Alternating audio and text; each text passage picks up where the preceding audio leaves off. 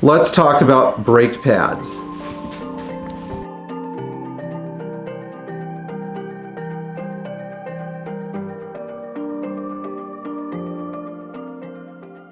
So Mercedes started to use disc brakes on all of their models starting in 1968. This does not include the W110 chassis, but it includes everything thereafter. And they had started to use four-wheel disc brakes as early as 1961 on the 300 SL Roadster, and then on the 300 SE sedan, and then on the W108 cars. Even the most basic 250S got four-wheel disc brakes because Mercedes used to be more committed to safety than they were gimmicks. So now they're pretty committed to gimmicks, but safety was a big thing back in the day. So we're going to talk about the different brake pad brands and which ones are good, and low dust yield brake pads and clean wheels and all sorts of funny brake stuff, and also brake rotors and a few other things and brake fluid. So let's begin.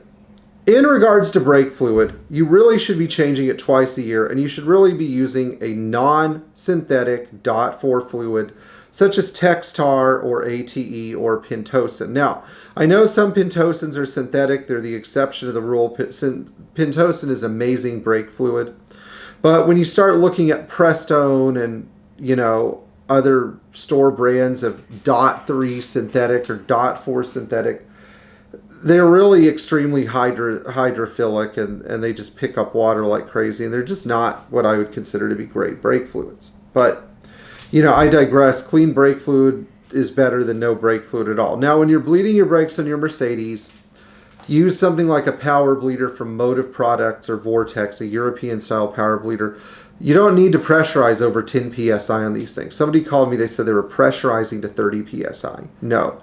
If you have an ABS Mercedes or a W113 or another car that has a rear brake pressure regulator, you have to use a pressure bleeder to bleed the brakes the right way. You can't have a guy sitting and pumping. It's not going to work. Spend the 48 bucks on the pressure bleeder. It works every time. Nobody believes me until they try it. So there are also, on some of the 1977 and later cars, there are these grommets in the brake fluid reservoir that tend to crack and leak, so that if they're bad, you can't pressurize the reservoir. So my advice under these circumstances, get a freaking replacement rubber cap. Mercedes still sells them. They're like $5.50, $6 each. You will never stop thanking yourself, because then you can fully pressurize the brake system to bleed it. Now let's talk about the different pads. Yes, there are a bunch of different pads in the market, but here are the ones that I like to use. ATE, TRW, Textar, Jurid, Pagid, Genuine Mercedes, whoever makes them. Did I forget anything?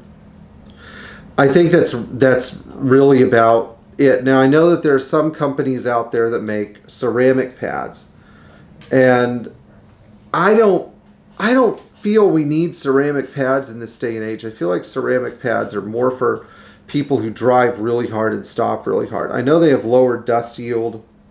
They do eat up rotors a little bit more, but I like the feel of a genuine Mercedes or Mercedes style pad. I just think they're fine. They're great. They do their job really well. I feel safe and secure stopping with them. See, ceramic pads have a certain temperature range they have to operate in before they provide maximum grip. Most of the time, you're not going to be in that temperature range. Let's talk about brake dust. So a lot of people get angry about the Mercedes brake dust. So they install these items called Clean Wheels brake dust shields. So what do Clean Wheels do? Well, they keep the dust off your wheels, but they also are kind of a crappy design that can cause the brakes to overheat. I won't put on a set of Clean Wheels.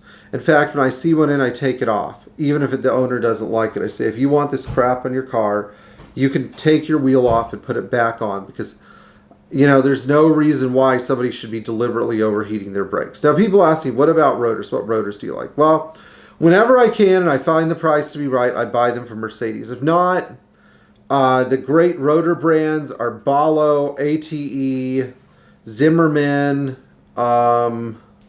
Textar, what else?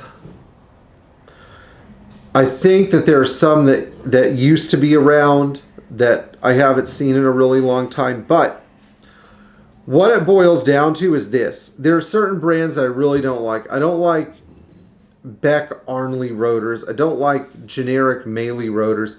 I don't have anything against Brembo, but I think that Brembo makes crap rotors unless you're buying them, unless they're OEM quality and they have to be tested by an OEM like Porsche.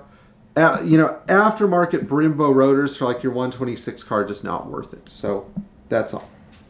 Anyway, if you enjoyed this video, please like, share, and subscribe. Be sure to use Ceratec brake paste on your pads, or a similar type of pad, by the way. Tap the bell for notifications, leave a comment below, and maintain your braking system. And, you know, don't take any chances.